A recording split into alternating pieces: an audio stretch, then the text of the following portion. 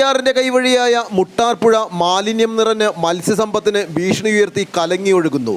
ഏലൂർ ഇടമുള പാലത്തിനു സമീപം വ്യാപകമായാണ് ഇന്ന് പുലർച്ചെ മത്സ്യങ്ങൾ കൂട്ടത്തോടെ ചത്തുപൊങ്ങിയ നിലയിൽ കണ്ടെത്തിയത്. ഇന്നലെ രാവിലെ മുതലാണ് പുഴയിൽ നിറവ്യത്യാസം തുടങ്ങിയത്. ഉച്ചയോടെ കടുത്ത നിറത്തിൽ വെള്ളപ്പാടയോടെ കാണാനായി.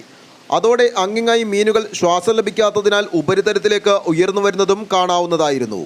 ഇടമുള പെരിയാറാണ് ഇടമുള, മീൻ ആലുവ പെരിയാർ ഇടമുള, അതിൻ്റെ കൈവഴിയാണ് ഇടമുള കൈവത്.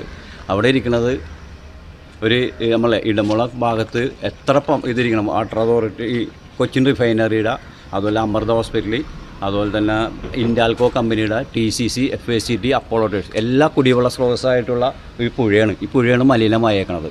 അത് തൂമ്പങ്കൽ തോടിൽ നിന്ന്, SCMSൻ്റെ അടുത്തുള്ള തൂമ്പങ്കൽ തോടിൽ നിന്ന്, കളമശ്ശേരി തൂമ്പങ്കൽ തോടിൽ നിന്നുള്ള വെള്ളം, അവിടെ നിന്നുള്ള വെള്ളം ഇറിഗേഷൻ, ഈ ഷട്ടർ അടച്ചതിൻ്റെ പേരിൽ അവിടെ നിന്ന് വെള്ളം ഒഴുകിയാണ് ഈ ഇതിന് മീനുകൾ ഓക്സിജൻ കിട്ടാതെ ഇങ്ങനെ ഈ ചത്ത് പോയേക്കണത്.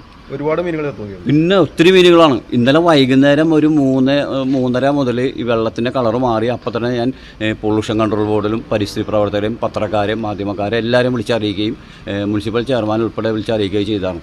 എന്നിട്ടും ഇറിഗേഷൻ്റെ ഇവിടുത്തെ ചാർജുള്ള മാഡത്തിനെ വിളിച്ച് പറയുകയൊക്കെ ചെയ്തതാണ്. പക്ഷേ ആരും അത് നടപടിയായിട്ട് സ്വീകരിച്ചില്ല.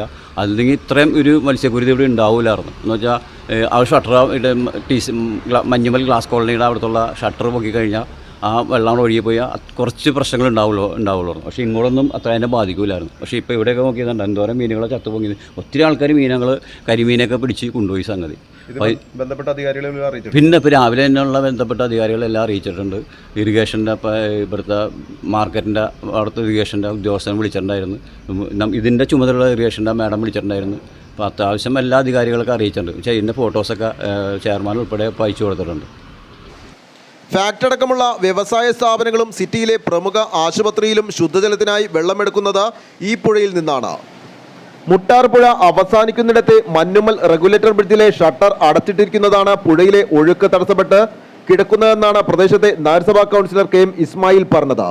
സംഭവത്തിൽ മലിനീകരണ നിയന്ത്രണ ബോർഡ് ഉദ്യോഗസ്ഥർ സ്ഥലത്തെത്തി പുഴയിൽ നിന്നും ജലത്തിന്റെ സാമ്പിൾ ശേഖരിച്ചിട്ടുണ്ട്. വാർഡ് കൗൺസിലറുടെ നേതൃത്വത്തിലും ജലത്തിന്റെ സാമ്പിൾ ശേഖരിച്ച് കുസാറ്റിൽ പരിശോധനയ്ക്ക് അയച്ചിട്ടുണ്ട്. ആലുവ ലൈവ് ന്യൂസിനു വേണ്ടി സിദ്ദീഖ് കാരക്കാടിനൊപ്പം സനൂപ് കളമശ്ശേരി.